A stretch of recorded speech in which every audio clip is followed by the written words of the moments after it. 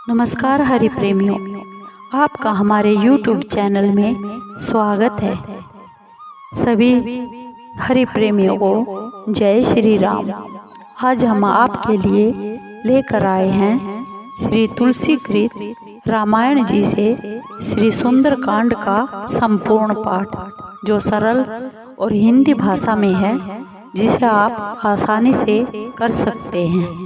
उससे पहले अगर आप हमारे YouTube चैनल पर नए हैं तो प्लीज़ चैनल को सब्सक्राइब कीजिए और बेल आइकॉन को ज़रूर दबाइए ताकि आप तक हमारे सारे नोटिफिकेशन पहुंच सके। हरि प्रेमियों, आपका एक सब्सक्राइब भी हमारे लिए बेहद मायने रखता है। आइए शुरू करते हैं। हरि प्रेमियों, आज हमारी भागदौड़ भरी जिंदगी में हमें बहुत ही समय कम मिलता है। उससे हमारा पूजा पाठ का समय भी कम होता है। उसके लिए हम आपके लिए पहली बार श्री राम भक्त तुलसीदास जी कृत चौपाइयों को सरल और हिंदी भाषा में पहली बार आपके सामने लेकर आए हैं, जिससे समय अभाव के कारण आप सुंदर कांड का पाठ सुन सकते हैं। आपने हर रोज अगर ये सुंदर कांड का पाठ सुना तो समझो आपका सुंदर कांड का पाठ हो गया, क्योंकि करने से ज़्यादा सुनने का फल ज़्यादा मिलता है। तो आइए हम शुरू करते हैं सुंदर कांड का पाठ। उससे पहले हम थोड़ा श्री गुरु महाराज जी की स्तुति करते हैं। आइए सब मिलकर करते हैं। गुरुर् ब्रह्मा गुरुर्विष्णु गुरुर्देव महेश्वरा, गुरुर् साक्षात् परब्रह्म तस्मै श्री गुरुवे नमः। बोलो मेरे श्री गुरु महाराज की जय। बोलो श्री रामचंद्र जी महाराज की जय। बोलो राम भक्त हनुमान की जय। सब संतन की जय। राम भक्त तुलसीदास की जय। ये सुंदरकांड का पाठ शुरू करते हैं। जो शांत नित्य परमाणु से परे मोक्ष रूपी शांति के दायक ब्रह्मा, शिव और शेष जी से निरंतर सेवित, वेदांत से जानने योग्य, सर्वव्यापक, देवताओं के प्रधान, माया से मनुष्य रूपधारी कृपा निधान, रघुवंश में श्रेष्ठ तथा राजाओं के शिरोमणि राम राम नामधारी जगदीश्वर है, हम उनको प्रणाम करते हैं। हे श्री रघुनाथ जी, मैं सत्य कहता हूँ, इस पर भी आप तो अंतर्यामी हैं। मेरे हृदय में कोई अभिलाषा नहीं है। मुझे अपनी पूर्ण भक्ति दीजिए और मन को काम और दोषों से रहित कर दीजिए। अतुल बल के स्थान सुमेरु पर्वत के समान दैदीप्यमान दिव्य देह वाले राक्षस रूपी वन को अग्नि के समान ज्ञानियों के अग्रगण्य संपूर्ण गुणों की खान वानरों के स्वामी श्री रघुनाथ जी के प्रिय भक्त पवन पुत्र ऐसे हनुमान जी को मैं नमस्कार करता हूँ। जामवंत के वचन हनुमान जी के मन को बहुत प्रिय लगे और वे बोले, हे भाइयों, तुम सब दुख सहकर और कंद मूल फल खाकर तब तक मेरी राह देखना, जब तक मैं सीता जी को देखकर लौट ना आऊं। कार्य सिद्ध होना, क्योंकि मुझे विशेष आनंद आ रहा है। ऐसा कहकर सबको मस्तक नवाकर प्रसन्नता पूर्वक श्री रघुनाथ जी का हृदय में ध्यान करके हनुमान जी चले। समुद्र के तट पर एक सुंदर पर्वत था। उस पर खेल में ही कूदकर हनुमान जी चढ़ गए। महाबलवान हनुमान जी बारंबार श्री रघुनाथ जी का स्मरण कर बड़े वेग से उछले। जिस पर्वत पर पांव रखकर हनुमान जी कूदे, वह तुरंत पाताल लोक में चला गया। जैसे श्री रघुनाथ जी का अमोघ बाण छूटता है, वैसे ही हनुमान जी चले। समुद्र ने हनुमान जी को श्री रघुनाथ जी का दूत जानकर मैनाक से कहा, तुम उनकी थकावट को दूर करने वाले बन जाओ। इंद्र ने जिस दिन हाथ में वज्र लेकर सब पर्वतों के पंख काट डाले थे, उस दिन पवन देव ने तुम्हारी सहायता की थी। तुम्हें उड़ाकर जिसने छिपा दिया, अब उन्हीं के पुत्र लंका को जाते हैं, अतः उनकी सहायता करनी चाहिए। सागर के वचन हृदय में मानकर मैनाक पर्वत तुरंत उठे और हनुमान जी को हाथ जोड़कर बारंबार प्रणाम करके कहा कि विश्राम कीजिए। हनुमान जी ने हाथ से छूकर उसे प्रणाम किया और बोले, हे भाई, श्री रामचंद्र जी का कार्य किए बिना मुझे विश्राम कहा। देवताओं ने हनुमान जी को जाते हुए देखा तो उनके विशेष बल एवं बुद्धि को जानने के लिए सुरसा नामक सांपों की माता को भेजा। उसने हनुमान जी के पास आकर यह बात कही, आज देवताओं ने मुझे अच्छा भोजन दिया है। यह सुनकर हनुमान जी हंसकर बोले, श्री राम जी का कार्य करके लौट जाऊं और सीता जी की खबर प्रभु को सुना दूं, तब आकर तुम्हारे मुख में बैठूंगा। हे माता, सच कहता हूँ, मुझे जाने दो। जब किसी भी उपाय से न जाने दिया, तब हनुमान जी ने कहा, अच्छा, तुम मुझे खा क्यों नहीं लेती। जब उसने योजन भर का मुख फैलाया, तब हनुमान जी ने अपने शरीर को दुगना कर लिया। उसने 16 योजन का मुख किया तो हनुमान जी तुरंत 32 योजन के हो गए। सुरसा ने जैसे जैसे बदन बढ़ाया, उसने दूना रूप हनुमान जी ने दिखाया। जब सुरसा ने 100 योजन का मुख किया, तब हनुमान जी ने बहुत छोटा सा रूप धारण कर लिया और सुरसा के मुख में घुसकर फिर तुरंत बाहर आ गए और सिर नवाकर विदा मांगी। तब सुरसा बोली, मुझे देवताओं ने जिसके लिए भेजा था, सो मैंने तुम्हारी बुद्धि और बल का सब भेद जान लिया है। बोलो सियावर रामचंद्र की जय। तुम बड़े बलवान और बुद्धिमान हो, श्री रामचंद्र जी के सब कार्य करोगे, यह आशीर्वाद देकर वह चली गई। तब हनुमान जी प्रसन्न होकर चले। समुद्र में एक राक्षसी रहती थी। वह माया करके आकाश में उड़ते हुए पक्षियों को पकड़ लेती थी। जीव जंतु आकाश में उड़ते थे, उनकी परछाई जल में देखकर वह माया से पकड़ लेती थी, जिसे वे उड़ नहीं सकते थे। ऐसे यह सदैव आकाशचारियों को खाया करती थी। वही कपट हनुमान जी से किया तो हनुमान जी ने उसे पहचान लिया और उसे मारकर पवन पुत्र धीर बुद्धि हनुमान जी समुद्र के पार जा पहुँचे। वहां जाकर वन की शोभा देखी। शहद के लोभ से भौरे गुंजार कर रहे थे।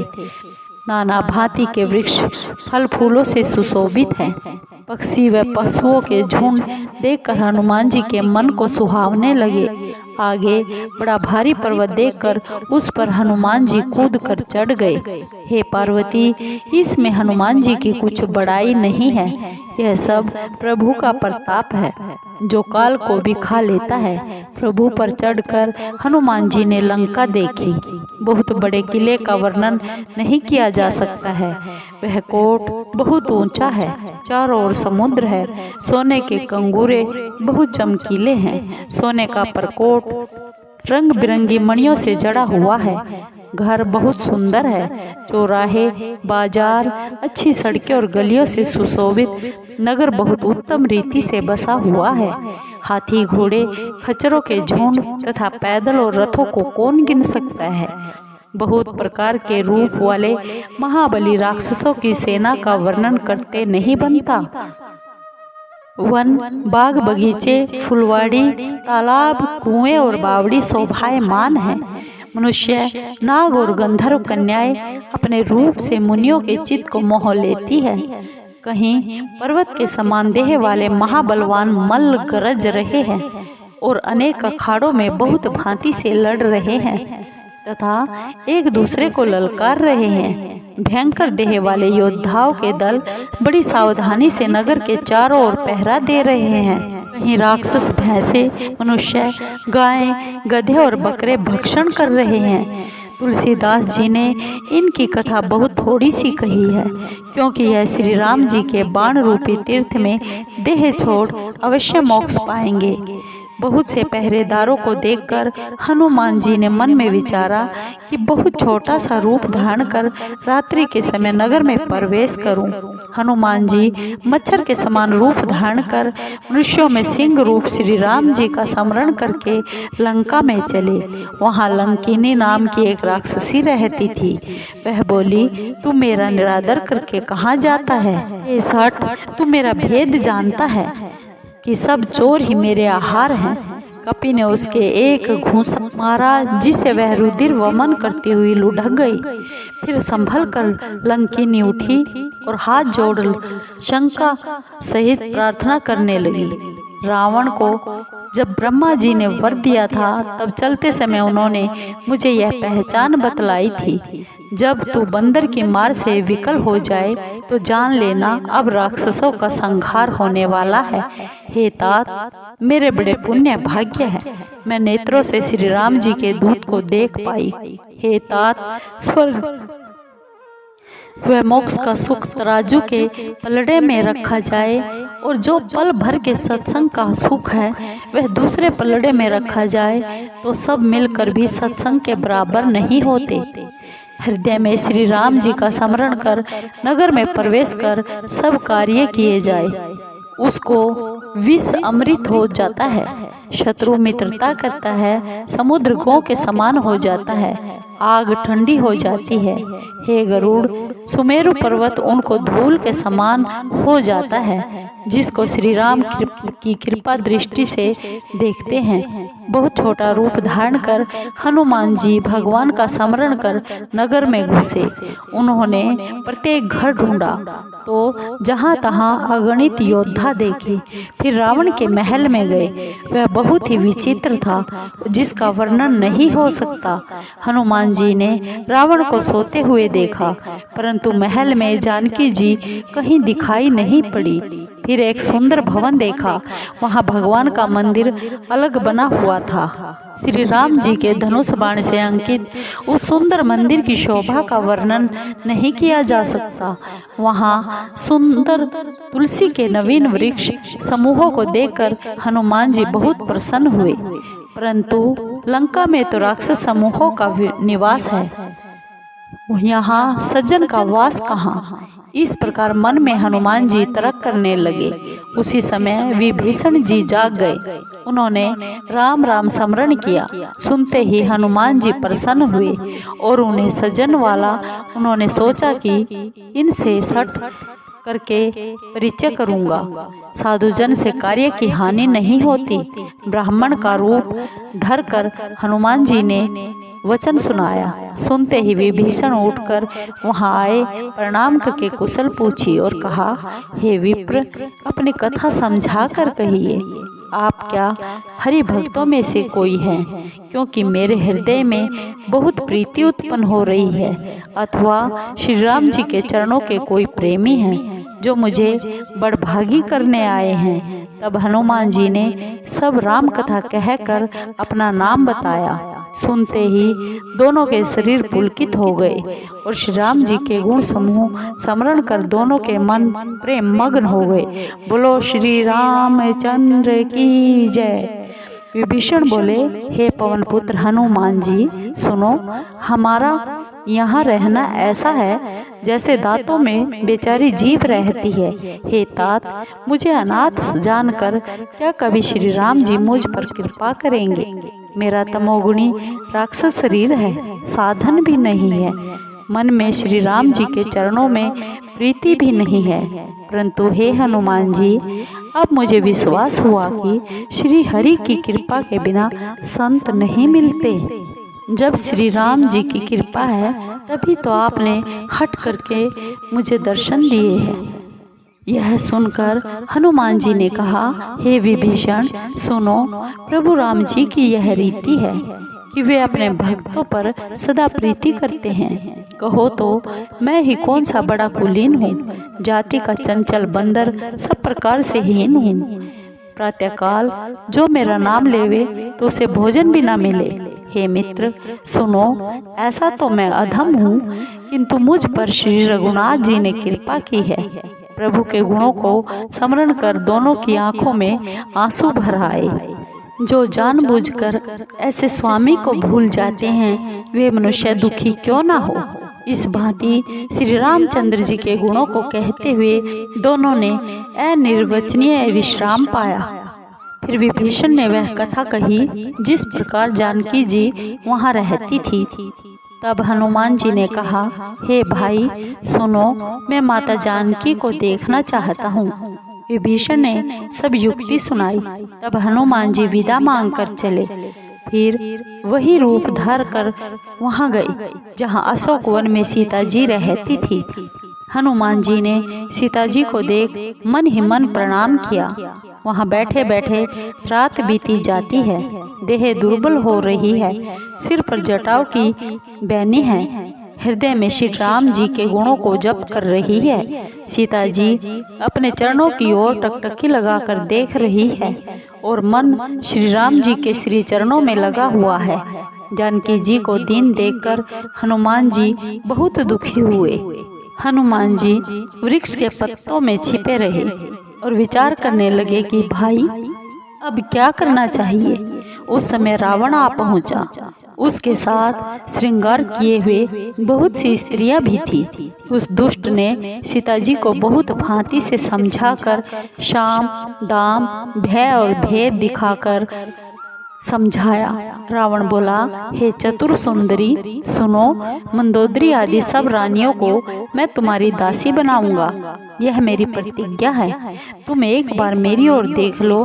तब सीता जी परम स्नेही श्री राम जी का स्मरण कर तिनके को आड़ में रखकर बोली, रे दसमुख सुन, क्या जुगनू के प्रकाश से कमलिनी कभी खिलती है? तू ऐसा ही मन में समझ ले। फिर जानकी जी बोली, रे दुष्ट, क्या तुझे श्री रघुनाथ जी के वाण की सुधि नहीं? रे मूर्ख, तू मुझे सोने में हर लाया है। रे अधर्म निर्लज, तुझे लाज नहीं आती? अपने को जुगनू के समान और श्री रामचंद्र जी को सूर्य के समान सुनकर तथा कठोर वचन सुन रावण बहुत खिसिया कर क्रोध में तलवार निकाल कर बोला, हे सीते, तूने मेरा अपमान किया है, इसलिए तेरा सिर इस पैनी तलवार से काटता हूँ। नहीं तो जल्दी से मेरी बात मान ले। हे सुमुखी, नहीं मानोगी तो जीवन की हानि होगी।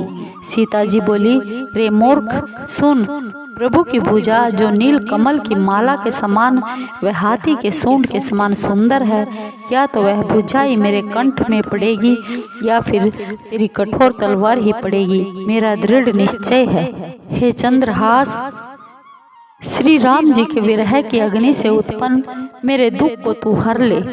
तेरी श्रेष्ठ धार रात्रि रूप है, अतः तू मेरे दुख के भार को हर ले। सीता जी के ऐसे वचन सुन वह मारने दौड़ा। तब मंदोदरी ने नीति युक्त वचन कहकर उसे समझाया। रावण सब निशाचरों को बुलाकर बोला कि जाकर सीता को बहुत प्रकार से भय दिखाओ। यदि वह 1 महीने में मेरा कहना नहीं मानेगी तो उसे तलवार से मार डालूंगा। ऐसा कहकर रावण तो घर चला गया और यहाँ राक्षसियां नाना प्रकार से भयंकर रूप धारण करके माँ सीता को डराने लगी।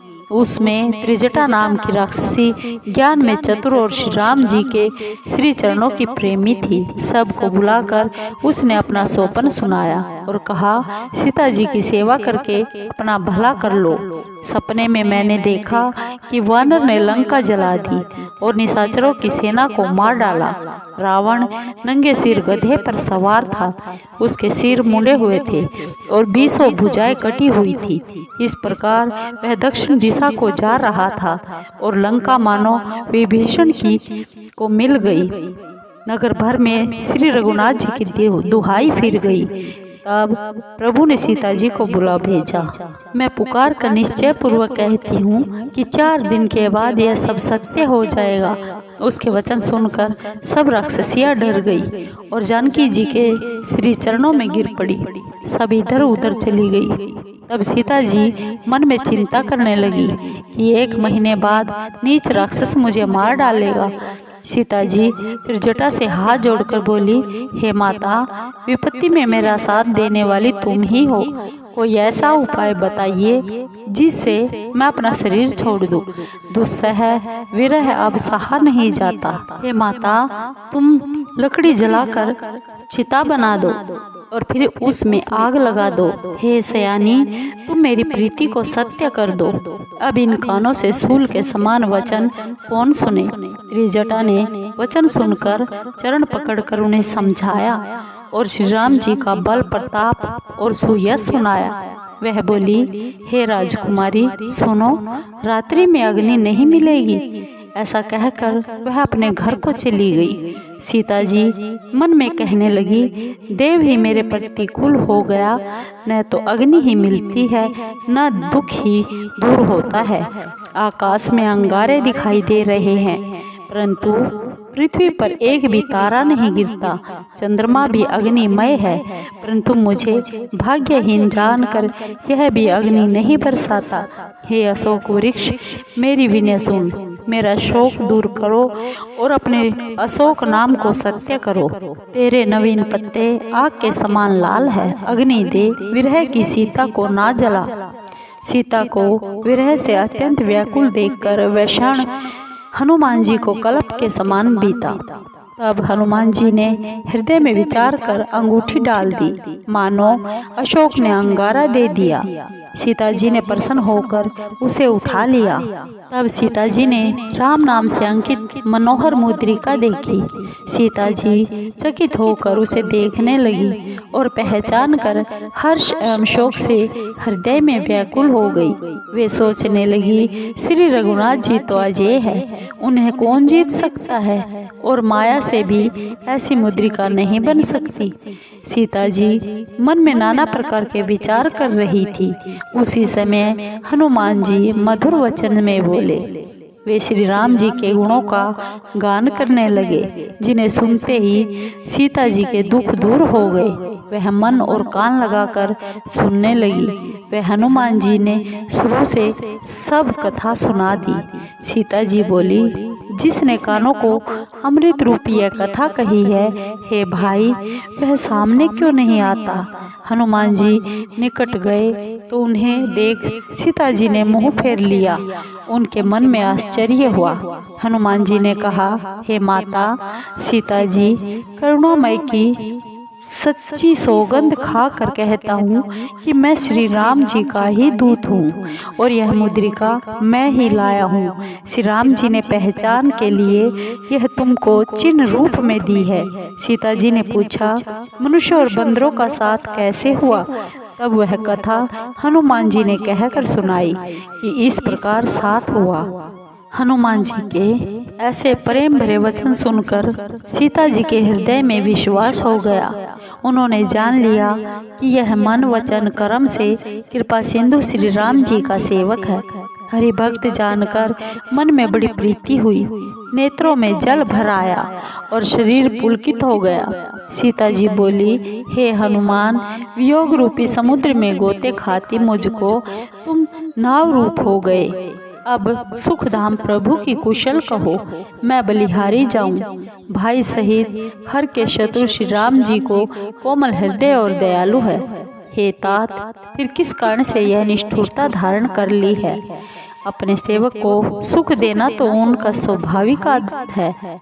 क्या वे कभी मेरी याद भी करते हैं। हे तात, क्या कभी उनके कोमल श्याम शरीर को देखकर मेरे नेत्र शीतल होंगे। मुख से वचन नहीं आता, नेत्रों में जल भर आ गया। हा नाथ, आपने मुझे बिल्कुल ही भुला दिया। सीता जी को विरह से व्याकुल देखकर हनुमान जी सुंदर और विनय युक्त वचन बोले, हे माता, कृपा निधान प्रभु लक्ष्मण जी सहित कुशल से है, परंतु वे आपके वियोग में बड़े दुखी हैं। हे माता, मन को छोटा ना करिए, उनके हृदय में आपसे दूना प्रेम है। हे माता, अब श्री रघुनाथ जी का संदेश धैर्य पूर्वक सुनिए। ऐसा कहकर हनुमान जी गदगद हो गए और उनकी आंखों से प्रेम आंसू भर गए। हनुमान जी बोले, श्री राम जी ने कहा है कि हे सीते, तुम्हारे वियोग में मुझे सब वस्तुएं विपरीत हो गई हैं। वृक्षों के नए पत्ते अग्नि के समान, रात्रिकाल के समान और चंद्रमा सूर्य के समान तथा कमल वन भालों के वन के समान हो गए हैं। बादल मानो गर्म तेल बरसाते हैं और जो हितैषी थे वे पीड़ा देने वाले हो गए हैं। त्रिविध वायु सांप ही फुसकार के समान हो गई है। कहने से दुख कम नहीं हो जाता है, परंतु किससे कहूँ यह दुख कोई जान नहीं सकता। मेरे और तुम्हारे प्रेम का तत्व केवल एक मेरा मन ही जानता है, सो वह मेरा मन सदा तुम्हारे पास रहता है। मेरे प्रेम का सार इतने में ही जान लेना। श्री राम जी का संदेश सुन सीता जी प्रेम में मगन हो गई। उन्हें शरीर की भी सुधि नहीं रही। हनुमान जी कहने लगे, हे माता, सेवक को सुख देने वाले श्री रामचंद्र जी का स्मरण करके हृदय में धैर्य धरो। उनकी प्रभुत्व को हृदय में रख मेरे वचनों को सुन व्याकुलता छोड़ दो। राक्षसों के समूह पतंगों के तुल्य हैं और श्री रघुनाथ जी के बाण अग्नि के समान हैं। अतः हे माता, राक्षसों को भस्म हुआ जानकर हृदय में धीरज धरो। हे माता, यदि श्री रघुनाथ जी ने खबर पाई होती तो वे कदापि देर नहीं करते। राम रूपी सूर्य उदय होने पर राक्षसों की सेना रूपी अंधकार कहाँ रह सकता है। हे माता, मैं आपको अभी लेवा ले चलूं, परंतु प्रभु की शपथ है कि उनकी ऐसी आज्ञा नहीं है। अतः हे माता, कुछ दिन और धैर्य धरो। वानरों के सहित श्री रघुनाथ जी यहाँ आएंगे और राक्षसों को मार कर आपको ले जाएंगे। उनका यश नारद आदि तीनों लोकों में गाएंगे। सीता जी बोली, हे पुत्र, सब बंदर तुम्हारे ही समान छोटे होंगे और राक्षस तो बड़े ही बलवान होते हैं। अतः मेरे मन में बड़ी शंका है। यह सुन हनुमान जी ने अपना स्वरूप प्रकट किया। सुमेरु पर्वत के आकार का युद्ध में बड़ा ही डरावना और बलवान शरीर था। तब सीता जी के मन में भरोसा हुआ। हनुमान जी ने फिर वही छोटा रूप धारण कर लिया और बोले, हे माता सुनो, बंदरों में बुद्धि बल अधिक नहीं होता, परंतु प्रभु के प्रताप से छोटा सा सांप भी गरुड़ को खा सकता है। भक्ति, प्रताप, तेज और बल से भरे वचन सुनकर सीता जी के मन में संतोष हुआ। हनुमान जी को श्री रामचंद्र जी का प्रिय जानकर सीता जी ने आशीर्वाद दिया कि हे तात, तुम बल एवं बुद्धि के भंडार हो। तुम्हें बुढ़ापा न आए तथा अजर अमर गुण निधान हो। श्री रघुनाथ जी तुम पर सदा कृपा करे, श्री राम जी सदा कृपा करे। ऐसा कानों में से सुनकर हनुमान जी के प्रेम में मगन हो गए। बारंबार सीता जी के चरणों में सिर नवाकर कपि हाथ जोड़कर बोले, हे माता, अब मैं कृतार्थ हो गया। आपका आशीर्वाद अटल है, यह बात प्रसिद्ध है। हे माता सुनो, वृक्षों में सुंदर फल लगे देख मुझे बहुत बड़ी भूख लगी है। सीता जी बोली, हे पुत्र, इस बगीचे की रक्षा बड़े ही बलवान राक्षस योद्धा करते हैं। हनुमान जी ने कहा, हे माता, यदि आप मन में सुख माने तो मुझे उसका भी डर नहीं है। जानकी जी ने हनुमान जी को बुद्धि और बल में निपुण देखकर कहा, हे तात, जाओ श्री रघुनाथ जी के चरणों को हृदय में रख मीठे फल खाओ।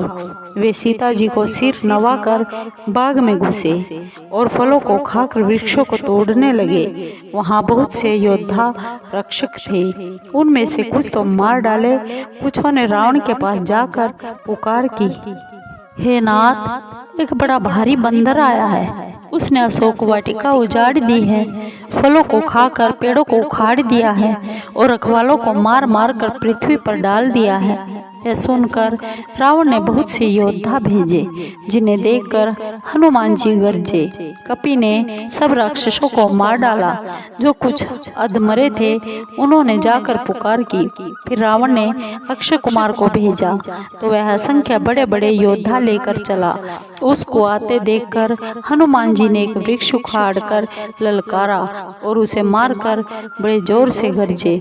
कुछ मार डाले, कुछ मसल डाले, कुछ धूल में मिला दिए और कुछ भागकर रावण से जाकर पुकारे, हे नाथ, बंदर बड़ा बलवान है। पुत्र का वध सुनकर रावण बड़ा क्रोधित हुआ और उसने बलवान मेघनाथ को भेजा और कहा, हे पुत्र, उसको मारना नहीं, बांध कर ले आना, जिसे यह देखा जाए कि वह बंदर कहाँ का आया है। इंद्र को जीतने वाला महायोद्धा मेघनाथ चला। भाई का मारा जाना सुन उसे क्रोध आ गया। हनुमान जी ने देखा कि ये महान योद्धा है तो वे बड़े जोर से गरजे और दौड़े। एक भारी वृक्ष उखाड़कर मेघनाथ के ऊपर प्रहार कर उसका रथ तोड़ उसे रथ से हीन कर दिया। उसके साथ जो बड़े बड़े वीर योद्धा थे उन्हें पकड़कर अपने शरीर से मसलने लगे। उनको मारकर हनुमान जी मेघनाथ से लड़ने लगे, मानो 2 गजराज भिड़ गए हो। उसे एक घुसा मारकर हनुमान जी पेड़ पर जा चढ़े और उसे क्षण भर के लिए मूर्छा आ गई। फिर उठकर उसने बहुत सी माया रची, परंतु फिर भी पवन पुत्र हनुमान जी जीते नहीं जाते थे। तब उसने ब्रह्मास्त्र लिया। हनुमान जी ने मन में विचार किया कि यदि इस ब्रह्म अस्त्र को निष्फल करता हूँ तो इसकी अपार महिमा घट जाएगी। उसने हनुमान जी को ब्रह्मास्त्र मारा, परंतु गिरते समय भी बहुत सी सेना का नाश कर दिया। जब उसने जाना कि हनुमान जी मूर्छित हो गए हैं, तब इन्हें नागपाश से बांध कर ले गया। हे पार्वती, सुनो, जिसका नाम जप कर ज्ञानी मनुष्य संसार के बंधन से छूट जाते हैं, उनका दूत भी कहीं बंध सकता है, किंतु स्वामी के कार्य के लिए हनुमान जी ने अपने को बंधा लिया। बंदर का बांधा जाना सुन राक्षस दौड़े और कौतुक के हेतु सभा में आए। हनुमान जी ने रावण की सभा देखी। उसके ऐश्वर्य का वर्णन कुछ किया नहीं जाता। दिग्पाल हाथ जोड़े हुए नम्र भाव से खड़े हैं और डरते हुए सब रावण की भ्रकुटी देख रहे हैं। ऐसे वैभव को देखकर भी हनुमान जी के हृदय में तनिक भी शंका ना हुई, जैसे सर्पों में गरुड़ निशंक रहता है। हनुमान जी को देखकर रावण दुर्वचन कहकर खूब हंसा, परंतु फिर पुत्र का वध याद करके उसके हृदय में बहुत दुख हुआ। रावण ने कहा, हे बंदर, तू कौन है? किसके बल से तूने मेरी वाटिका का नाश किया है? क्या तूने मेरा नाम कभी कानों से नहीं सुना? हे मूर्ख, तू बड़ा निडर दिखाई देता है। तूने किस अपराध से राक्षसों को मारा? रे मूर्ख, क्या तुझे प्राणों का भय नहीं? हनुमान जी बोले, हे रावण, सुन, जिस पर ब्रह्मा के बल से माया ने ब्रह्मांडों की रचना कर डालती है, जिसके बल से ब्रह्मा, विष्णु और महेश तीनों संसार को रचते, पालते और नाश करते हैं, और जिसके बल से शेष जिस जंगलों और पर्वतों सहित पृथ्वी को सिर पर धारण करते हैं, जिस ईश्वर ने देवताओं की रक्षा के लिए और तुम्हारे जैसे दुष्टों को दंड देने के लिए नाना प्रकार के रूप धारण किए, जिसने शिवजी के कठोर धनुष को तोड़ा और सभी राजाओं के घमंड का नाश कर दिया है, और जिसने खरदूषण, त्रिशरा, बाली आदि बड़े बड़े योद्धाओं का वध कर डाला, जिसके बल के लेस मात्र से तूने सब चराचर विश्व को जीत लिया, जिसकी प्यारी स्त्री को तू चुरा लाया है, मैं उन्हीं का दूत हूँ। तुम्हारी प्रभुता को मैं जानता हूँ। तुम सहस्त्र बाहु से लड़े थे और बाली के साथ युद्ध करके तो तुम्हें बड़ा यश प्राप्त हुआ था। हनुमान जी के ऐसे वचन सुनकर रावण ने हंसकर टाल दिया। हे स्वामी, मुझे भूख लगी थी, इसलिए फल मैंने खाए हैं और वानरी स्वभाव से वृक्षों को तोड़ा है। हे दैत्यराज, अपना शरीर सबको प्रिय होता है। कुमार्गी राक्षस मुझे मारने लगे। जिन राक्षसों ने मुझे मारा उनको मैंने भी मारा। इस पर तुम्हारा पुत्र मेघनाथ मुझे बांध कर लाया है। मुझको अपने बांधे जाने की लाज नहीं है। मैं अपने प्रभु का कार्य करना चाहता हूँ। हे रावण, मैं हाथ जोड़कर तुमसे विनती करता हूँ कि अभिमान को छोड़कर मेरी शिक्षा को सुनो। तुम अपने कुल को विचार विचार कर देखो और भक्त भयहारी को भजो, जो देवता, दानव और संसार के सब चराचर को खा जाता है। वह काल भी जिसके डर से डरता है, उससे कभी शत्रुता ना करो और मेरे कहने से जानकी जी को लौटा दो। हर के शत्रु श्री राम जी प्रणतपाल तथा दया के समुद्र है। शरण में जाने पर तुम्हारे अपराध को भूलकर तुमको अपनी शरण में ले लेंगे। तुम श्री राम जी के चरण कमलों को ध्यान में धारण करो और लंका में अटल राज्य करो। पुलस्त्य ऋषि का यश निर्मल चंद्रमा है, उसमें तुम कलंक मत बनो। अहंकार व अज्ञान को छोड़कर हृदय में विचार कर देखो कि बिना राम के वाणी शोभा नहीं पाती। हे देव शत्रु, सुंदर स्त्री अनेक आभूषणों से सुसज्जित होने पर भी बिना वस्त्रों के शोभा नहीं पाती। श्री राम जी से विमुख होकर यश, ऐश्वर्य और संपत्ति पाई हुई भी जाती रहेगी और ना पाने के समान है। जिन नदियों में सोता नहीं होता, उनका जल वर्षा के होने के बाद सूख जाता है। हे रावण, सुनो, मैं प्रतिज्ञा करता हूँ कि श्री राम जी से विमुख मनुष्य का रक्षक कोई नहीं है। हजारों शंकर, विष्णु और ब्रह्मा जी भी श्री रामचंद्र जी के शत्रु तुम्हारी रक्षा ना कर सकेंगे। जो अभिमान, मोह की जड़ और बहुत से दुखों को देने वाला है, उसे तुम त्याग दो और कृपा सिंधु रघुकुल के स्वामी श्री रामचंद्र जी का भजन करो। यद्यपि हनुमान जी ने भक्ति, ज्ञान और वैराग्य से भरी हुई भलाई की बात कही, तो भी अभिमानी रावण हंसकर कहने लगा कि यह बंदर तो मुझे बड़ा ज्ञानी गुरु मिला है। हे दुष्ट, तेरी मृत्यु निकट आ गई है और तू उपदेश देने चला है। हनुमान जी बोले, उसका उल्टा होगा, अर्थात तेरी मौत निकट आ गई है। तुझे मति भ्रम हो गया है, ऐसा प्रत्यक्ष ज्ञात होता है। हनुमान जी के वचन सुन रावण बहुत क्रोधित होकर बोला, इस मूर्ख के प्राण ही क्यों नहीं ले लेते। यह सुनकर राक्षस मारने दौड़े। उसी समय मंत्रियों सहित विभीषण जी आ गए। शीश नवाकर और बहुत विनय करके विभीषण ने रावण से कहा, हे महाराज, दूत को मारना उचित नहीं, यह नीति के विरुद्ध है, अतः इसे कोई और दंड दीजिए। सब ने कहा, हे भाई, यह सलाह ठीक है। यह सुनकर रावण हंसकर कहने लगा, अच्छा, इस वानर को अंग भंग करके भेज दो। मैं सबको समझा कर कहता हूँ कि बंदर की ममता पूंछ पर अधिक रहती है, अतः उसी को तेल में डुबोकर कपड़ा बांधकर आग लगा दो।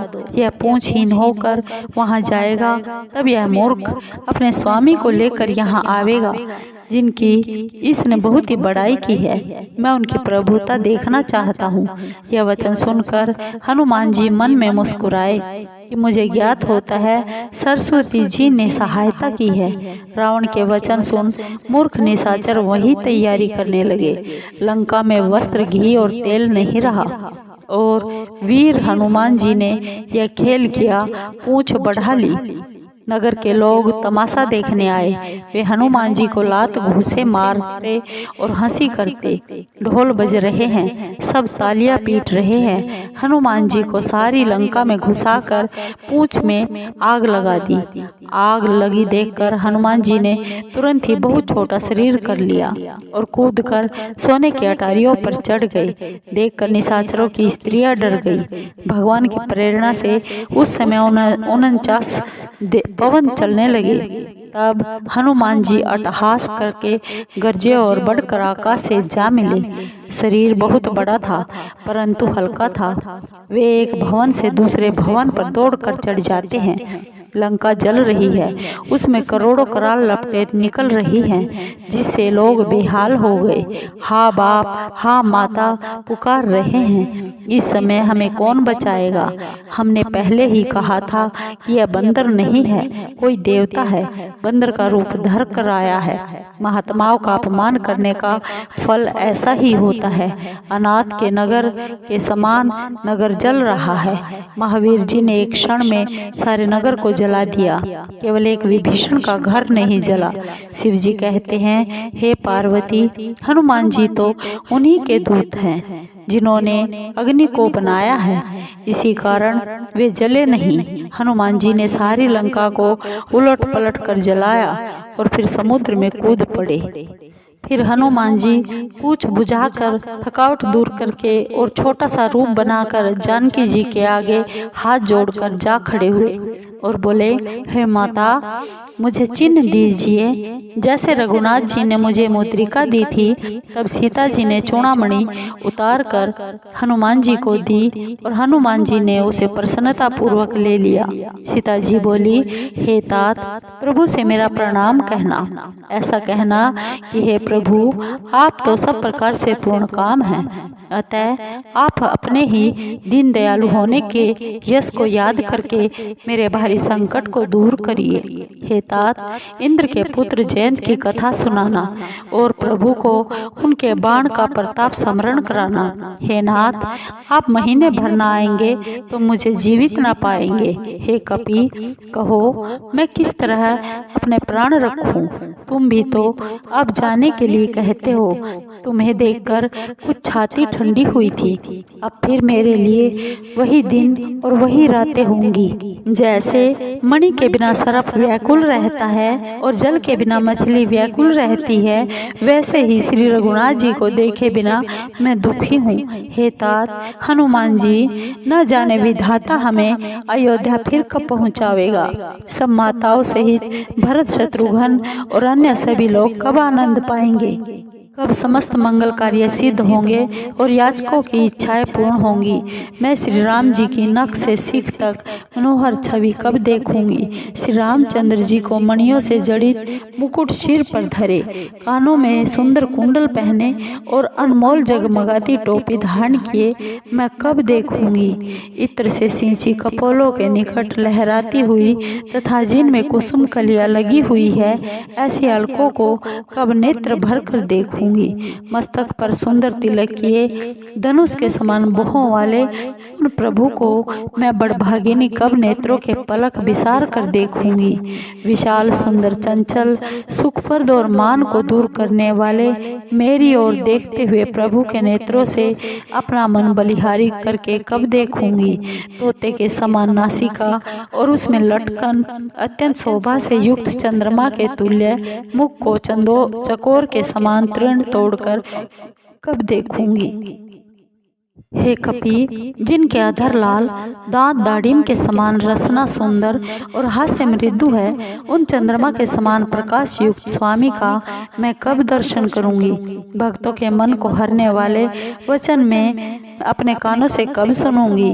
वह सुंदर थोड़ी और अमृत के समान चितवन मैं कब देखूं। शंख के समान कंठ जिसमें सुंदर तुलसी और मणियों की माला पहने हैं, विशाल वक्षस्थल और सुख की 3 रेखाओं को मैं कब देखूंगी।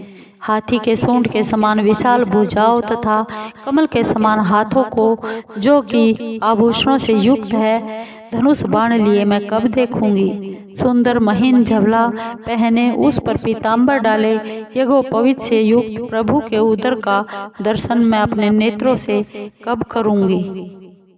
हनुमान जी ने सीता जी को बहुत प्रकार से समझा कर धीरज दिया और उनके चरण कमलों में सिर नवाकर श्री रामचंद्र जी के पास चल पड़े।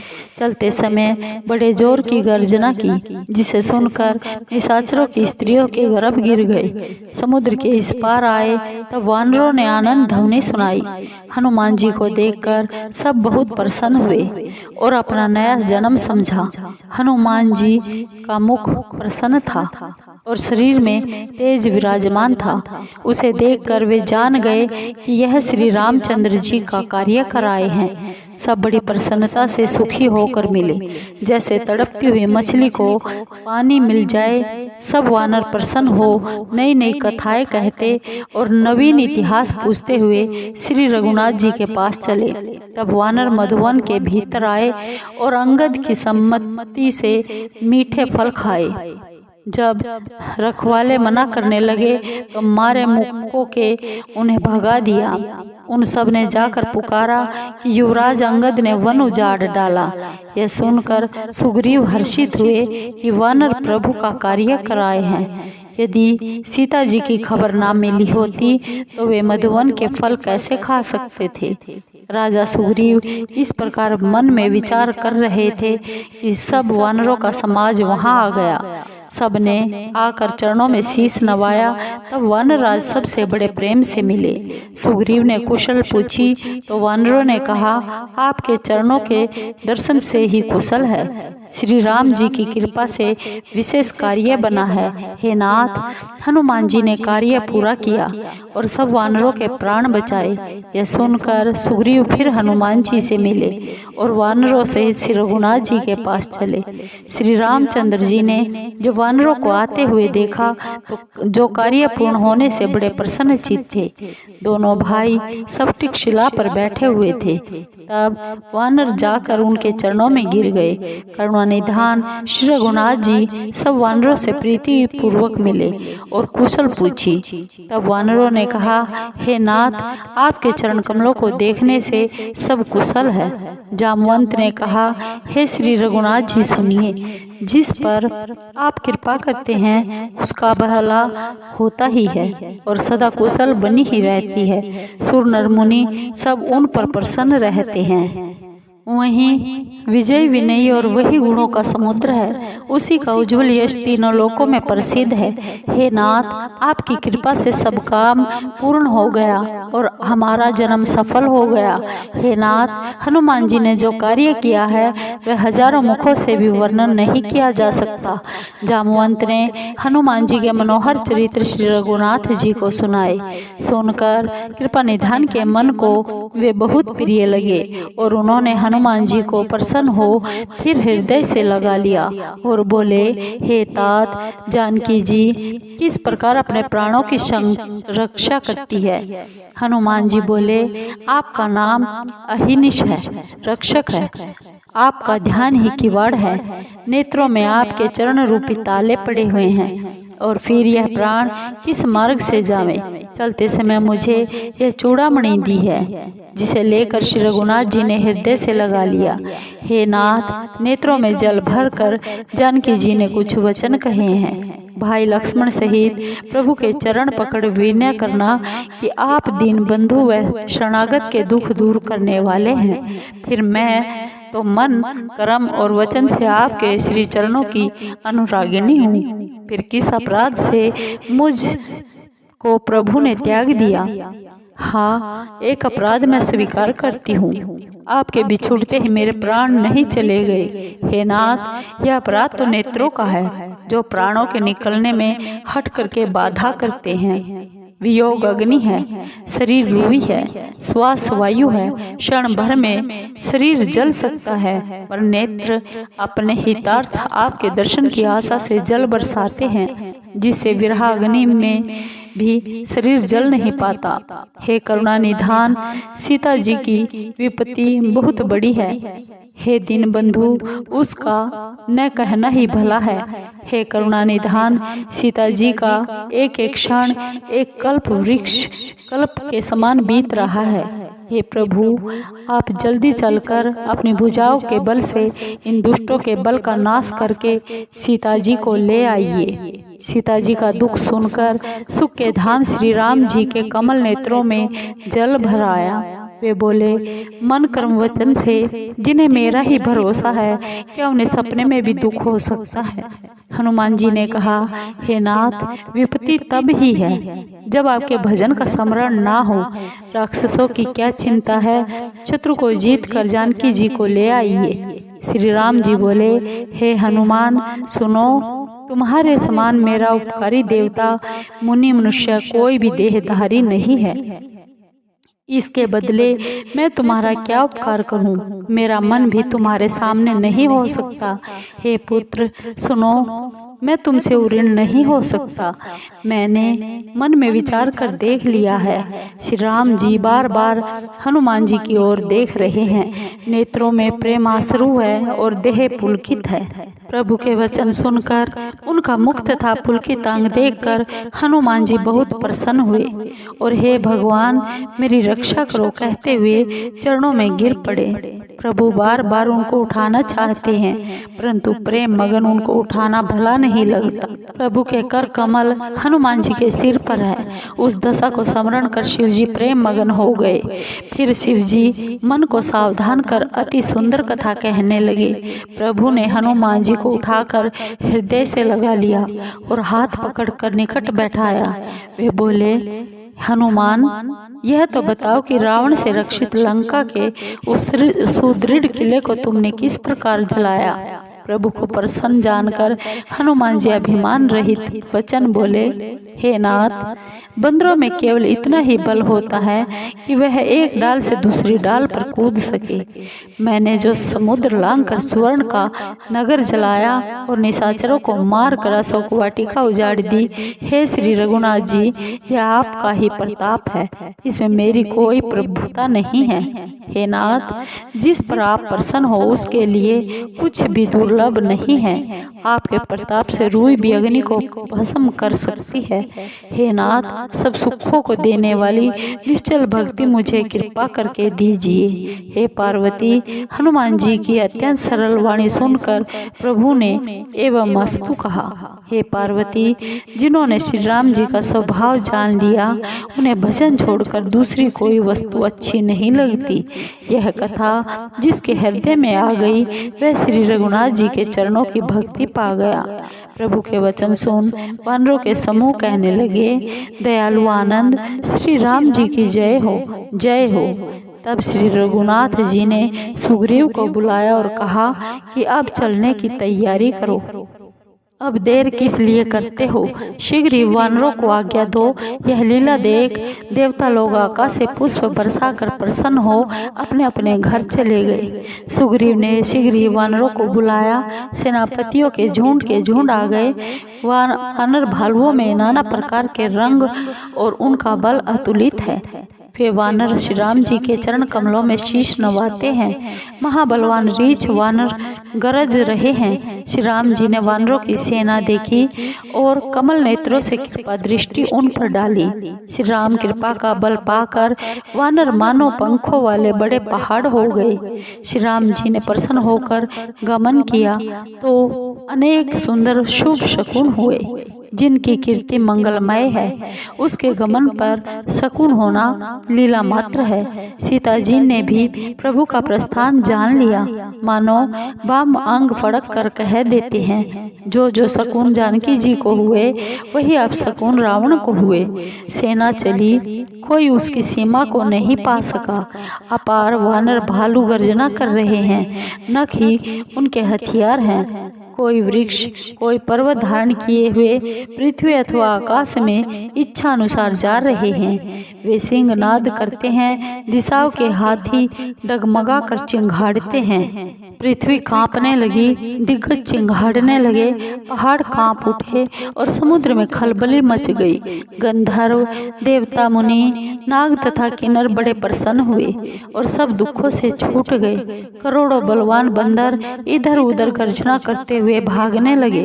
वे सब, हे प्रबल प्रताप वाले कौशलाधीश श्री राम जी, आपकी जय हो, ऐसा कहकर गुणानुवाद करने लगे। शेषनाग जी उस अपार भार को सह नहीं सकते।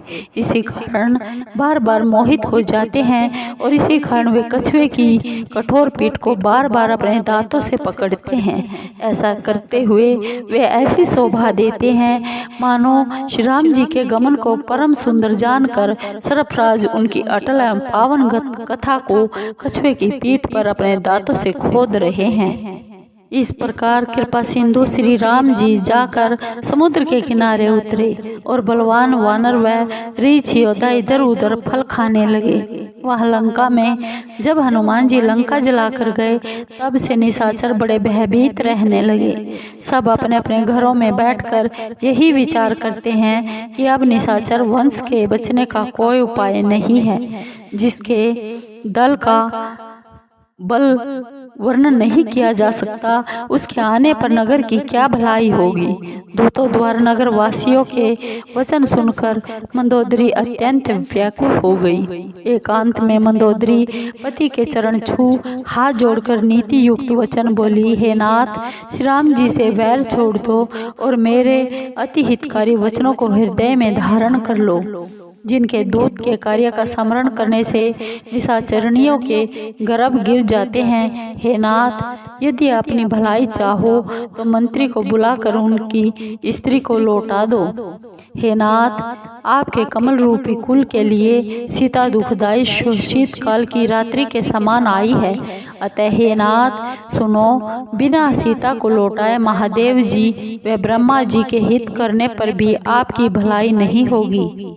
श्री राम जी के वाण सर्पों के समूह के समान है और निशाचरों के समूह मेंढकों के समान है। जब तक वे इन्हें ग्रस न ले तब तक ही हट छोड़कर इसका उपाय कर लीजिए। उसकी वाणी कानों से सुनकर संसार में प्रसिद्ध अभिमानी रावण हंसा और कहने लगा, सचमुच स्त्रियों का स्वभाव बड़ा डरपोक होता है।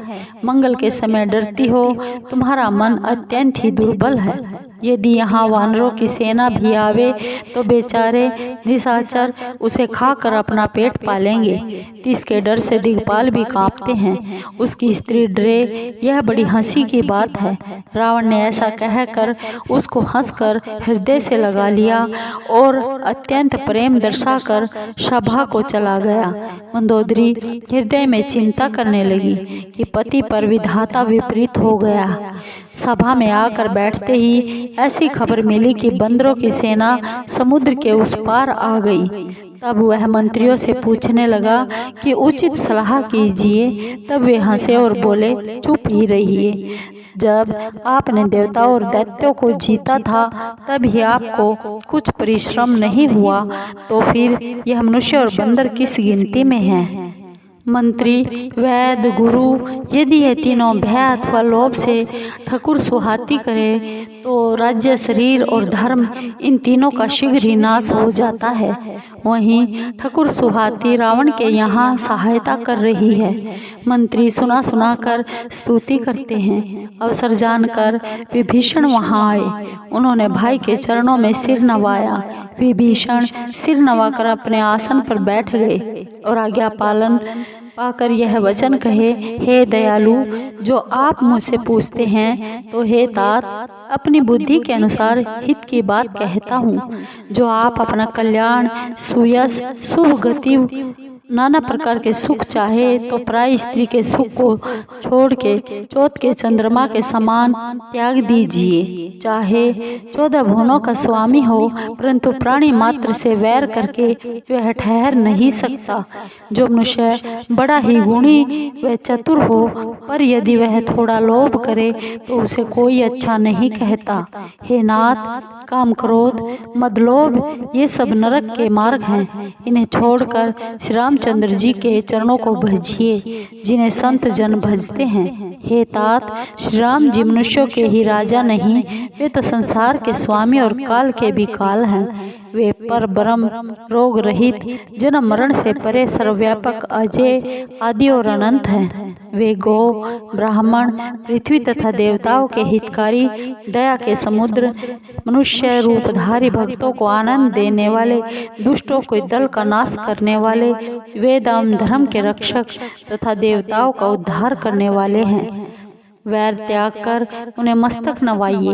वे शरणागत के दुख का नाश करने वाले हैं। हे नाथ, उन प्रभु को सीता जी को लौटा दीजिए और बिना कारण ही दया करने वाले श्री राम जी को भजिए। शरण में जाने पर प्रभु उनको भी नहीं त्यागते, जिनको सारे संसार से वैर करने का पाप लगा हो, जिनका नाम तीनों पापों का नाशक है। हे रावण, वही प्रभु प्रकट हुए हैं, ऐसा मन में समझो। हे भाई रावण, बार बार चरण लगकर विनय करता हूँ कि मान, प्रतिष्ठा, मोह और अहंकार को त्याग कर श्री राम जी का भजन करो। मुनि पुलस्त्य जी ने अपने शिष्य द्वारा यह बात कहला भेजी है कि सो हे तात, शुभ अवसर पाकर मैंने तुरंत ही स्वामी को कह सुनाई। माल्यवंत नामक बड़ा बुद्धिमान मंत्री था। उसने विभीषण के वचन सुन बहुत सुख माना और कहा, हे तात, आपके भाई नीति शिरोमणि हैं। वह जो कहते हैं उसे हृदय में धारण कीजिए। रावण बोला, दोनों मूर्ख शत्रु की बड़ाई कर रहे हैं, यहाँ कोई है तो इन्हें दूर कर दे। तब माल्यवंत तो अपने घर चला गया और विभीषण फिर भी वहाँ हाथ जोड़े खड़ा रहा। कहने लगा, हे नाथ, वेद पुराण ऐसा कहते हैं कि सुमति कुमति सबके हृदय में रहती है, पर जहाँ सुमति है वहाँ नाना प्रकार की संपत्ति रहती है, एवं जहाँ कुमति है वहाँ अंत में विपत्ति ही आती है। आपके हृदय में तो उल्टी कुमति बसी है, जिसके कारण आप हित को अहित व शत्रु को मित्र समझते हैं। जो सीता निशाचर वंश के लिए काल रात्रि है, उस पर आपकी घनी प्रीति है। हे तात, मैं चरण पकड़कर आपसे मांगता हूँ, आप मेरा दुलार रखिए और सीता जी को श्री राम जी के लिए लौटा दीजिए, जिससे आपका अहित न हो। यद्यपि विभीषण ने वेद पुराण और पंडितों से सम्मत नीति कही, परंतु सुनकर रावण क्रोधित हो उठा और बोला, हे मूर्ख, तेरी मृत्यु समीप आ गई है। रे मूर्ख, तू सदा मेरे जिलाए जीता है और तुझे बैरी का पक्ष अच्छा लगता है। रे दुष्ट, यह क्यों नहीं कहता कि संसार में ऐसा कौन है जिसको मैंने अपनी भुजाओं के बल से नहीं जीता। रे मूर्ख, तू मेरे नगर में रहकर तपस्वियों से प्रीति रखता है, उन्हीं से जा मिल और उन्हीं को नीति सिखा। ऐसा कहकर रावण ने लात मारी, परंतु विभीषण ने बार बार चरण पकड़े। हे पार्वती, संतों की यह बड़ाई कि बुराई करने पर भी भलाई ही करते हैं। विभीषण ने कहा, हे तात, आप मेरे पिता के समान हैं। मुझे मारा सो भला ही किया, परंतु श्री राम जी के भजन से ही आपका भला है। विभीषण अपने मंत्री को साथ लेकर आकाश मार्ग में गए और सबको सुनाकर ऐसा कहने लगे, श्री राम जी सत्य प्रतिज्ञा प्रभु है और तुम्हारी सभा काल के वश है। मैं अब श्री रघुनाथ जी की शरण में जाता हूँ, मुझे दोष न देना। ऐसा कहे जैसे ही विभीषण जी चले, वैसे ही सारे निशाचर आयुहीन हो गए। हे पार्वती, साधु पुरुषों का अनादर सब कल्याण का नाश करता है। जिस समय रावण ने विभीषण को त्यागा, उसी क्षण वह अभागा तेजहीन हो गया। विभीषण प्रसन्न होकर मन में नाना प्रकार के मनोरथ करते हुए श्री राम जी के पास चले। मैं जाकर उन श्री चरणों को देखूंगा जो लाल वर्ण के कोमल और भक्तों को सुख देने वाले हैं, जिनका स्पर्श करके ऋषि पत्नी अहिल्या तर गई, जो दंडक वन को पवित्र करने वाले हैं, जिन चरणों को जानकी जी हृदय में धारण करती है, जो कपट मृग के साथ अभागे थे और जो शिव जी के हृदय रूपी सरोवर के कमल है। मेरा हो भाग्य है कि आज मैं उन्हीं को देखूंगा। जिन चरणों की खड़ावों में भरत जी ने मन लगा रखा है, आज मैं इन नेत्रों से उन्हीं को देखूंगा। इस प्रकार के प्रेम से हित विचार करते हुए शीघ्र ही इस पार आ गए। बंदरों ने विभीषण को आता देखकर जाना कि बैरी का कोई विशेष दूत है। वानर उसे वहीं ठहरा कर सुग्रीव के पास गए और उसको सब समाचार कह सुनाया। तब सुग्रीव श्री राम जी के पास जाकर कहने लगे, हे श्री रघुनाथ जी, सुनिए, रावण का भाई आपसे मिलने आया है। प्रभु ने कहा, हे मित्र, क्या राय है? सुग्रीव ने कहा, नाथ सुनिए, निशाचरों की माया कुछ जानी नहीं जाती, न जाने यह इच्छानुसार रूप धारण करके किस कारण से आया है। यह मूर्ख हमारा भेद लेने आया है। इस प्रकार मुझे तो यह अच्छा नहीं लगता कि उसे बांध कर रखा जाए। श्री राम बोले, हे मित्र, तुमने नीति तो ठीक विचारी है, परंतु मेरा तो परण ही शरणागतों का दुख दूर करना है। प्रभु के वचन सुनकर हनुमान जी बहुत प्रसन्न हुए कि भगवान कैसे शरणागत वत्सल है। श्री राम जी बोले, जो अपने हित को विचार कर शरणागत को त्याग देते हैं, वे नीच मनुष्य पाप रूप हैं। उनको देखने से भी पाप लगता है। जिनको करोड़ों ब्रह्म हत्याओं का पाप लगा हो, शरण में आने पर मैं उसे भी नहीं त्यागता। जो ही जीव मेरे सम्मुख आते हैं, तो ही उनके करोड़ों जन्मों के पाप नष्ट हो जाते हैं। पापी का यह सहज स्वभाव होता है कि उसको मेरा भजन प्रिय नहीं लगता। यदि वह दुष्ट हृदय होता तो क्या वह मेरे सम्मुख आ सकता था? जो मनुष्य शुद्ध तथा सच्चे हृदय के हैं वे ही मुझे भेजा है, वे ही मुझे प्रिय है। कपट और द्वेष भले ही नहीं लगते। हे सुग्रीव, यदि रावण ने उसे भेद लेने भी भेजा है तो कुछ भय व हानि नहीं है, क्योंकि संसार में जितने राक्षस हैं लक्ष्मण जी उन्हें पल भर में मार सकते हैं। और यदि वह डर के मारे मेरी शरण में आया है तो मैं उसे प्राणों के समान रखूंगा।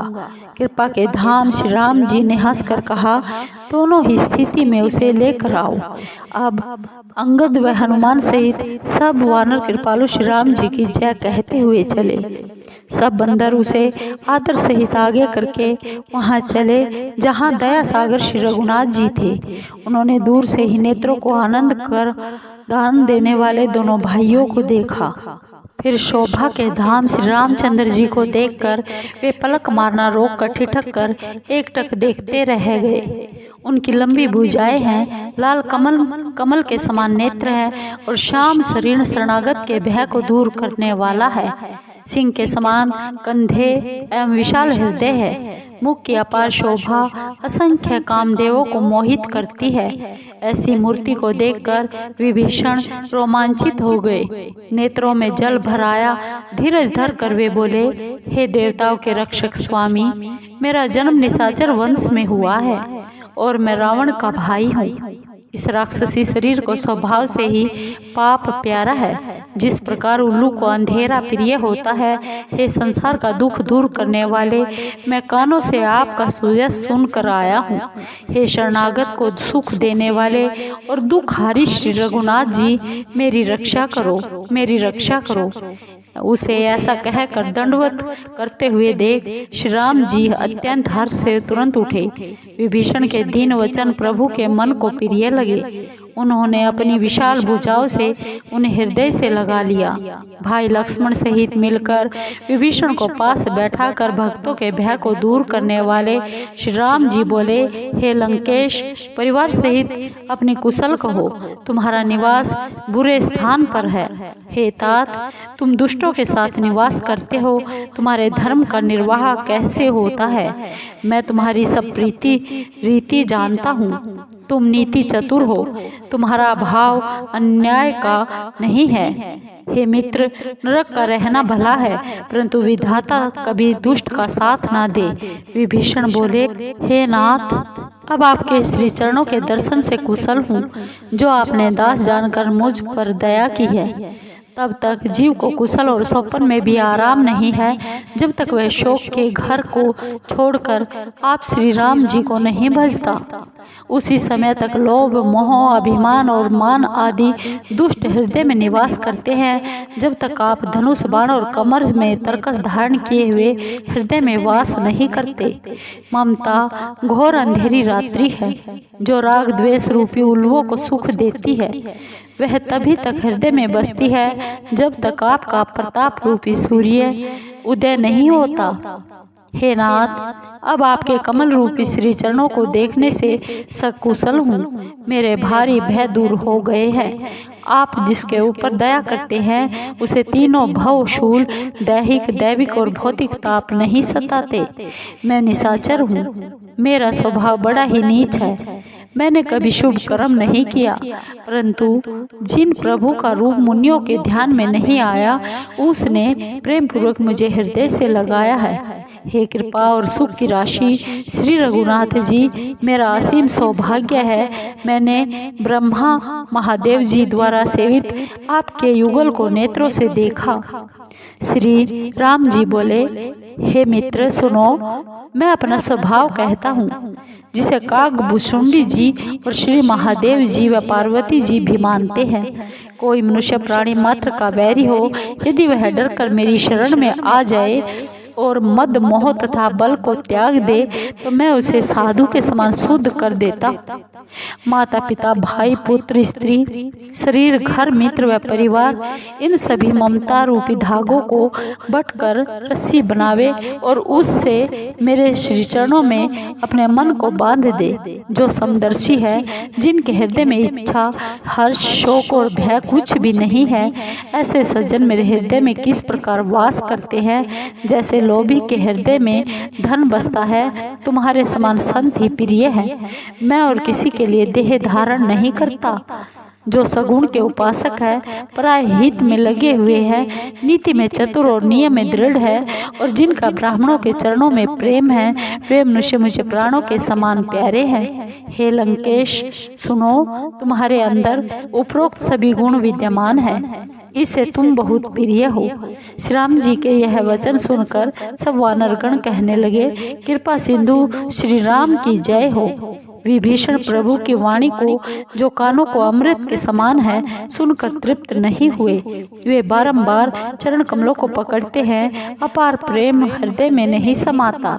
हे चराचर के स्वामी, हे शरणागत रक्षक, हे अंतर्यामी, सुनिए, मेरे हृदय में पहले कुछ इच्छा थी, सो आपके चरणों की प्रीति रूपी नदी में बह गई। हे कृपालु, अब आप अपनी पवित्र भक्ति, जो शिवजी के मन को सदैव भली लगती है, मुझे दीजिए। प्रभु ने एवं अस्तु कहकर समुद्र का जल मंगवाया और कहा, हे मित्र, यद्यपि तुम्हें इच्छा नहीं है, परंतु मेरा दर्शन संसार में निष्फल नहीं होता। ऐसा कहकर श्री राम जी ने विभीषण को राज तिलक कर दिया। तब आकाश से अपार पुष्प वृष्टि हुई। रावण की क्रोध अग्नि रूप में जलते हुए विभीषण को अपनी श्वास रूपी प्रचंड वायु से बचाकर श्री राम जी ने अटल राज्य दिया। जो संपदा शिव जी ने रावण को 200 सिरों का बलिदान देने पर दी थी, वही संपदा श्री रघुनाथ जी ने विभीषण को संकोच के साथ दी। ऐसे दयालु प्रभु को छोड़ जो दूसरों का भजन करते हैं, वे बिना पूंछ के सींग के पशु हैं। विभीषण को अपना भक्त जानकर श्री राम जी ने अपना बना लिया। इनका स्वभाव वानर कुल को बहुत भाया। फिर सर्वज्ञ सबके हृदय में बसने वाले, सर्वरूप सबसे रहित उदासीन राक्षस का कुल का नाश करने के लिए मनुष्य रूप धारण करने वाले श्री रामचंद्र जी नीति का पालन करने वाले वचन बोले, हे सुग्रीव, हे विभीषण, सुनो, यह अथाह समुद्र किस प्रकार से पार किया जाए। सर्प, मगर और नाना प्रकार की मछलियों से भरा हुआ यह अथाह समुद्र सब प्रकार से दुरस्त है। तब विभीषण ने कहा, हे श्री रघुनाथ जी, यद्यपि आपके बाण करोड़ों समुद्रों को सोखने वाले हैं, तो भी नीति में ऐसा कहा है, पहले समुद्र से विनय ही की जाए। हे तात, समुद्र आपका कुल गुरु है, यह विचार कर उपाय बतावेगा, तब बिना परिश्रम के ही सब रीछ वानरों की सेना समुद्र के पार उतर जाएगी। राम जी बोले, हे मित्र, तुमने ठीक उपाय बताया। यदि ईश्वर सहायता करे तो सफल होगा, परंतु यह सलाह लक्ष्मण जी को भली नहीं लगी। वे श्री राम जी के यह वचन सुनकर बड़े दुखी हुए। वे बोले, हे नाथ, ईश्वर का कौन भरोसा है, मन में क्रोध कर समुद्र को सुखा दीजिए। ईश्वर तो कायर मनुष्यों का एक सहारा है, आलसी ही सदा देव देव पुकारा करते हैं। यह वचन सुन श्री रघुनाथ जी हंसकर बोले, ऐसा ही करेंगे, मन में धीरज रखो। ऐसा कहकर और भाई को समझाकर श्री रघुनाथ जी समुद्र के पास गए। पहले प्रभु ने जाकर सिर नवाकर प्रणाम किया, फिर किनारे पर कुछ बिछा कर बैठ गए। जो ही विभीषण प्रभु श्री राम जी के पास आए, त्यों ही पीछे से रावण ने दूत भेजे। उन्होंने आकर कपट से वानरों का शरीर धारण कर सब कुछ देखा। वे शरणागत पर स्नेह देखकर श्री राम जी के गुणों की मन ही मन प्रशंसा करने लगे। फिर श्री राम जी का गुणानुवाद स्पष्ट रूप से करने लगे। वे प्रेम में कपट वेश को भूल गए। वानरों ने उन्हें पहचान लिया कि यह शत्रु के दूत हैं और उन्हें बांधकर सुग्रीव के पास ले आए। सुग्रीव बोले, हे वानरों, इन निशाचरों के अंग भंग करके भेजो। ऐसा कहकर वानर दौड़े और उन्हें बांधकर सेना के चारों ओर घुमाया। उन्हें बंदर बहुत प्रकार से मारने लगे। वे दीन वाणी से चिल्लाते थे, परंतु वानर उन्हें नहीं छोड़ते। अंत में बोले, जो जो हमारे नाक कान काटेगा उसे श्री रघुनाथ जी की सौगंध है।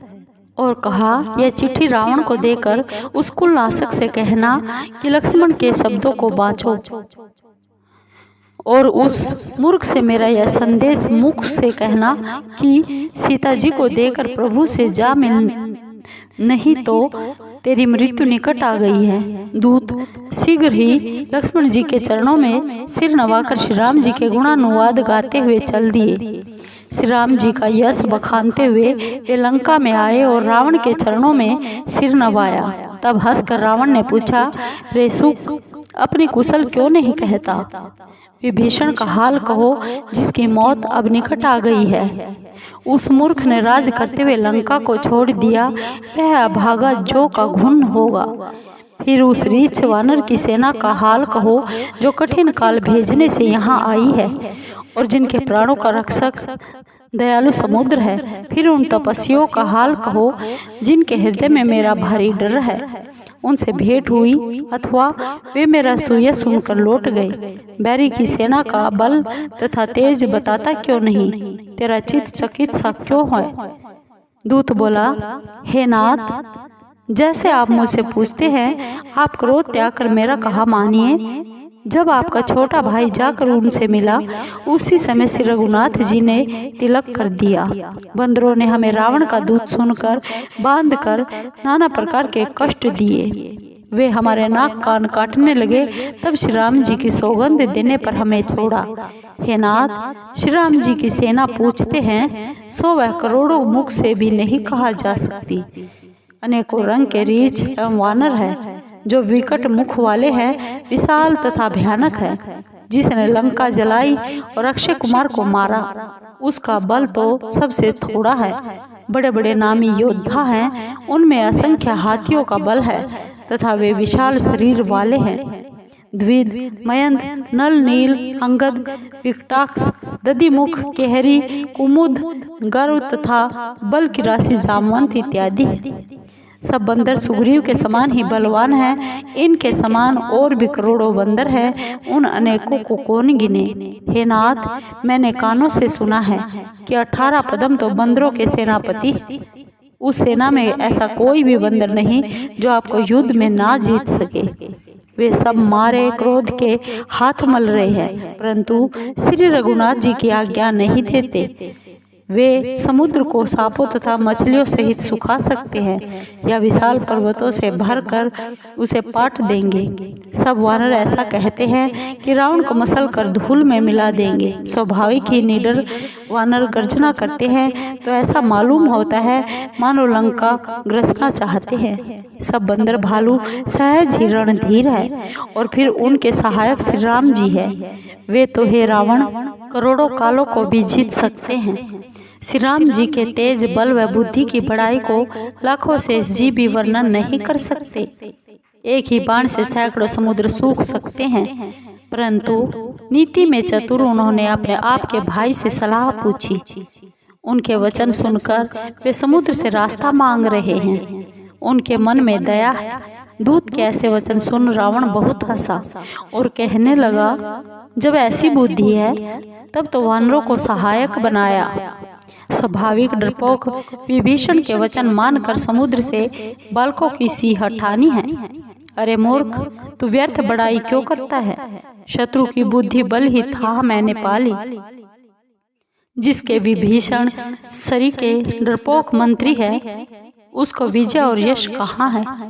दुष्ट के ऐसे वचन सुनकर दूत को बड़ा क्रोध आया। तब उसने अवसर जानकर चिट्ठी निकाली और कहा, हे नाथ, श्री राम जी के छोटे भाई ने यह चिट्ठी दी है, इसे पढ़कर आप छाती ठंडी कर लीजिए। रावण ने हंसकर पत्र बाएं हाथ से ले लिया और मंत्री को बुलाकर उसे पढ़वाने लगा। पत्र में लिखा था, हे मूर्ख, तू बातों से अपने मन को प्रसन्न करके कुल का नाश न कर। राम जी से विरोध करने पर ब्रह्मा, विष्णु और महेश की शरण में जाने पर तू नहीं बच सकता। या तो अभिमान छोड़कर अपने भाई विभीषण की तरह प्रभु के श्री चरणों में भ्रमर हो जा, या हे दुष्ट श्री राम जी के वाण रूपी अग्नि में अपने कुल सहित पतंगा हो जा। पत्र सुनकर रावण मन में डरा, परंतु हंसकर सबको सुनाकर बोला, जैसे कोई मनुष्य भूमि पर पड़ा हुआ आकाश को छूने की आशा करे, वैसे ही इस छोटे तपस्वी के वचन की चातुरी है। तब सुख कहने लगा, हे नाथ, पुत्र की बातें सत्य हैं। अपने अभिमानी स्वभाव को छोड़कर विचार कीजिए, क्रोध को त्याग कर मेरा वचन सुनिए। हे नाथ, श्री रामचंद्र जी से विरोध छोड़ दीजिए। यद्यपि श्री रामचंद्र जी सब लोगों के स्वामी हैं, तो भी उनका स्वभाव बहुत ही कोमल है। वे मिलते ही तुम्हारे ऊपर बड़ी कृपा करेंगे और अपराध को अपने हृदय में नहीं रखेंगे। अतः हे नाथ, आप मेरा इतना कहा मानिए कि जानकी जी को श्री रघुनाथ जी को लौटा दीजिए। जब शुक ने जानकी को लौटा देने की बात कही तो रावण ने उसको लात मारी। वह भी उसे प्रणाम कर चला। जहाँ कृपा सिंधु श्री रघुनाथ जी थी। प्रभु को प्रणाम कर शुक ने अपने समस्त कथा सुनाई और श्री रामचंद्र जी की कृपा से अपनी गति को प्राप्त हुआ। शिव जी कहते हैं, हे भवानी, वह ज्ञानी मुनि था, परंतु अगस्त्य ऋषि के शाप से राक्षस हो गया था। वह मुनि श्री राम जी के चरणों में बार बार सिर नवाकर अपने आश्रम को चला गया।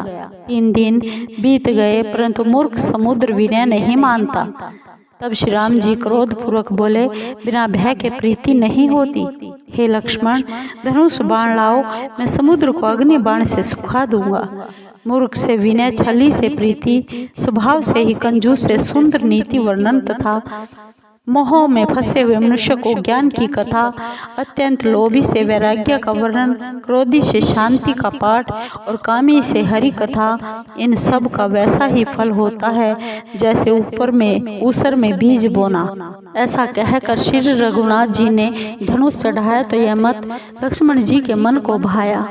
प्रभु ने धनुष पर कठिन बाण रख संधान किया, जिससे समुद्र के हृदय में ज्वाला प्रकट हुई। मगर, सांप, मछलियां इत्यादि घबराने लगे। जब समुद्र ने जीवों को जलते हुए जाना तो सोने के थालों में अनेक मणियां लेकर अभिमान त्याग कर ब्राह्मण के रूप में आया। कागभूषुंडी जी बोले, हे गरुड़ जी, चाहे कोई करोड़ों यत्न करके सींचे, परंतु केला काटने पर ही फल फलता है। ऐसे ही नीच डांटने से ही नभता है, विनय से नहीं। समुद्र ने भय के साथ प्रभु के श्री चरण पकड़कर विनती की, हे नाथ, मेरे सब अवगुण क्षमा कीजिए। आकाश, अग्नि, पवन, जल, पृथ्वी, इनके काम तो स्वभावतः ही जड़ हैं। हे नाथ, सब ग्रंथों ने ऐसा ही कहा है कि आपकी प्रेरणा से ही यह वस्तुएं माया ने सृष्टि के हेतु उत्पन्न की है। हे प्रभु, जिसको आपकी जैसी आज्ञा है वह उसी प्रकार रहने में सुख पाता है। प्रभु ने मुझे शिक्षा दी सो अच्छा किया, परंतु मर्यादा भी आपकी ही बांधी हुई है। ढोल, गवार, शूद्र, पशु और स्त्री ये सब दंड के अधिकारी हैं। प्रभु के प्रताप से मैं सूख जाऊंगा और सेना पार हो जाए तो मेरी मर्यादा जाती रहेगी। वेदों ने कहा है कि आपकी आज्ञा अपेल है, अतः जो आपको अच्छा लगे सो मैं शीघ्र करूं। अति विनीत वचन सुनकर कृपालु प्रभु ने हंसकर कहा, हे तात, जिस प्रकार वानरों की सेना पार हो जाए वही उपाय करो। समुद्र बोला, हे नाथ, नल व नील 2 वानर भाई हैं। उन्होंने बचपन में ऋषि से यह आशीर्वाद पाया था कि उनके छूने से भारी पर्वत भी आपके प्रताप से समुद्र में तैरने लगेंगे। मैं भी आपके प्रताप को हृदय में रखकर अपने बल के अनुसार सहायता करूंगा। हे नाथ, इस प्रकार आप समुद्र को बंधाइए, जिससे आपकी सुकीर्ति तीनों लोकों में गाई जाए। इस बाण से आप मेरे उत्तर तट के पाप राशि दुष्टों का संहार कीजिए। कृपालु श्री राम जी ने यह सुनकर समुद्र के हृदय की पीड़ा दूर कर दी। समुद्र श्री राम जी के ऐसे अतुल पराक्रम को देखकर प्रसन्न होकर सुखी हुआ। फिर सब हाल प्रभु को सुनाकर और उनके चरणों की वंदना करके समुद्र चला गया। समुद्र अपने घर चला गया। श्री राम जी को यह मत अच्छा लगा। यह चरित्र कलिकाल के पापों को हरने वाला है। जैसा कि तुलसीदास जी ने गाया है, श्री रघुनाथ जी गुण समूह और सुख के धाम और संशय व दुख के नाशक है। रे मूर्ख मन, तू अब आशा और भरोसा छोड़कर इन्हीं को गा और सुन। श्री राम जी का गुणानुवाद सब सुंदर मंगलों को देने वाला है। जो इसे आदर सहित सुनते हैं वे भव सागर से बिना नौका के पार हो जाते हैं। कलयुग के संपूर्ण पापों को नष्ट करने वाले श्री रामचरितमानस का यह सुंदर कांड समाप्त हुआ। हरि प्रेमियों, श्री राम भक्तों, आपको ये सुंदर कांड का प्रसंग कैसा लगा? अगर आपको ये सुंदर कांड का प्रसंग अच्छा लगा हो तो एक बार जोर से बोलिए जय श्री राम। राम भक्त हनुमान की जय। राम भक्तों, अगर आपको ये सुंदर कांड अच्छा लगा हो तो प्लीज़ वीडियो को लाइक कीजिए, शेयर कीजिए और सब्सक्राइब जरूर कीजिए, कमेंट जरूर कीजिए। धन्यवाद। राम भक्तों, जय श्री राम।